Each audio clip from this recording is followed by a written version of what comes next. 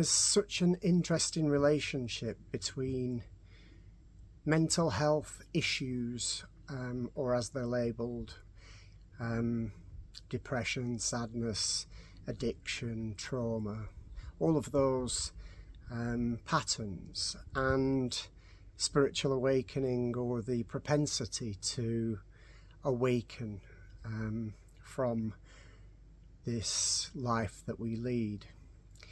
Mental health has this commonality where we are bound into a life that is conditioned. There's so much to be, do, have, and so much to live up to, so many roles to play, so many expectations placed upon all of us, that it is overwhelming. Most people are overwhelmed by the effort that they've got to put into just trying to compete and compare within this life and just be the thing that they're supposed to be, because there seems to be a thing you're supposed to be in order to meet the expectations of this society and the success matrix, shall we call it, even though success has become a very subjective thing within the mix.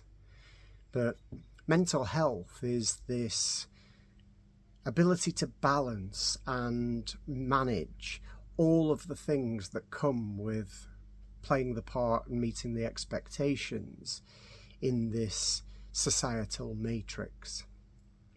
There's so many things you've got to be, do, and have that you are spinning plates, you are self-critical, you are constantly trying to figure out how to do it well and how to do it okay.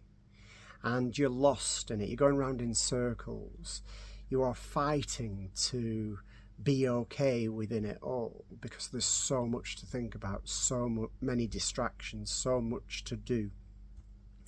And if you're anxious or overthinking, you're anxious and overthinking because of you trying to get it right, you're trying to fit in, you're trying to make sure that you play your part as a good little human in this constructed reality. You've got to get that right.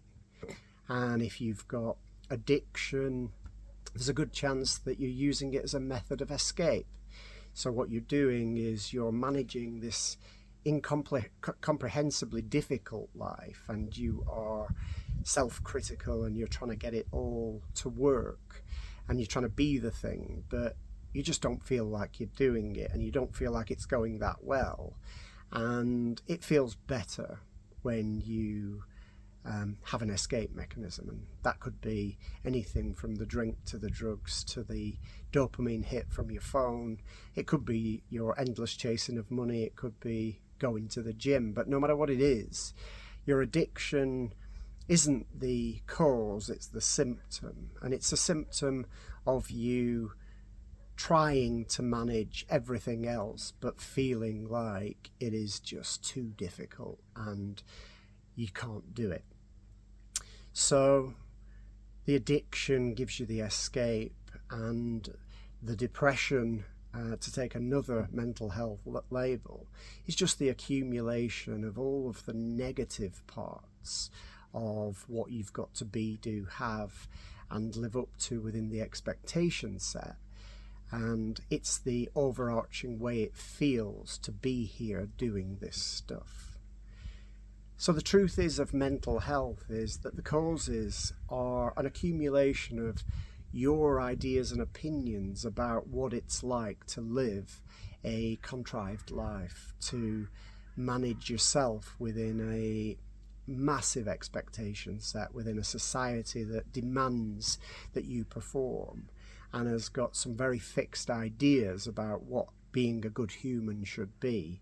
And not only that, it will tell you by comparison and competition whether you are living up to it. And even though you may be living up to it really well, it'll always look like somebody else is doing it better and that you're failing. So your mental health will be rife with overthinking, rife with anxiety.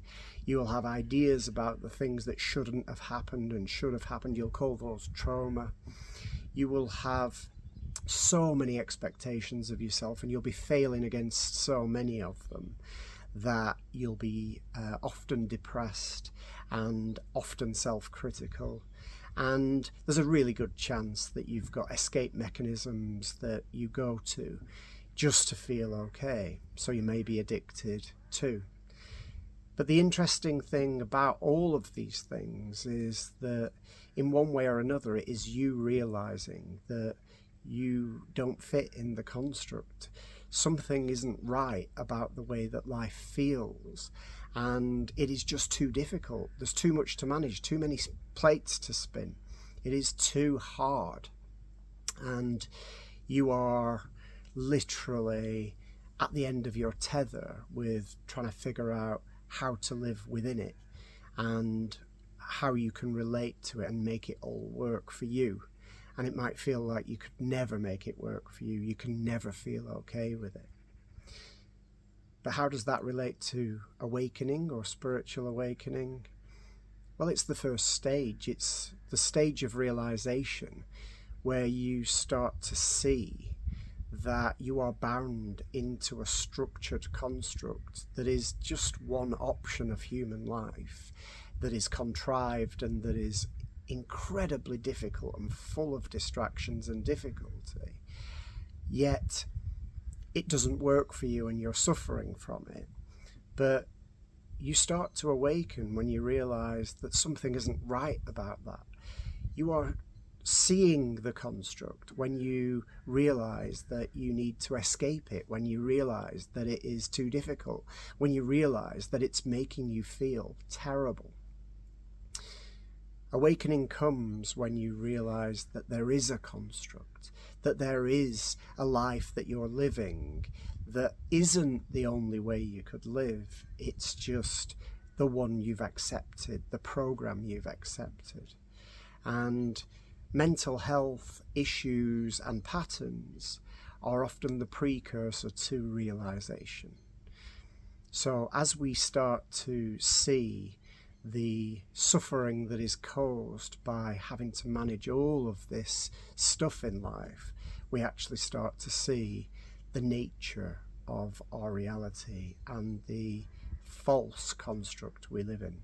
And that allows us to break out a little bit and start to see that there could be other ways to live, that isn't the only way that a human can live. You don't need to be, do, and have stuff in order to be okay. You don't need to externalize how you feel into people, places, and things just to get some peace or happiness. But the construct says you do. And as we see the construct, we start to awaken.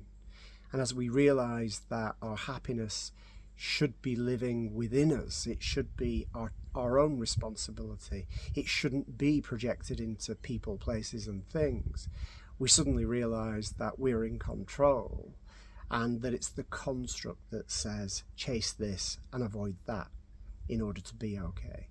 But it's not about chasing the externals or avoiding the externals to be okay. It's about being happy no matter what. Being happy because you've decided to be happy. Being peaceful because you're not engaging with this expectation set and this role.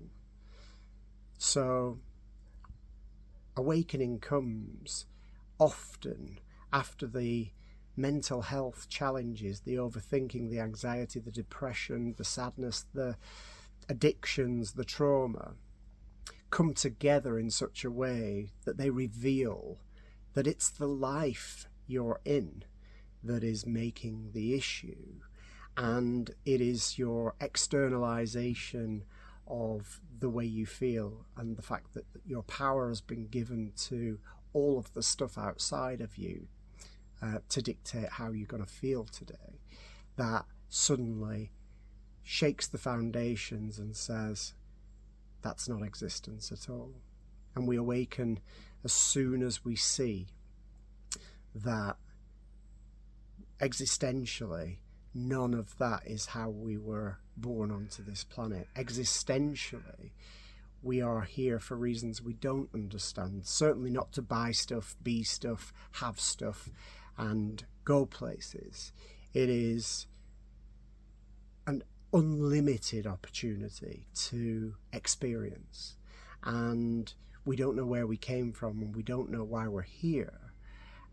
But what we can say is that there's no reason to be living in a circular, difficult world that you can't escape. So awakening comes when you see it for what it is, and it starts to fall away, and your opportunities expand. Your comfort zone also disappears, which can be scary, but mental health issues tend to be a sign that somebody is becoming more and more aware that they are living in a construct rather than living the life that they were intended to live as a experiencing awareness, one that could experience anything and everything in so many dimensions, yet it's wrapped up in such a small area of concern, of importance.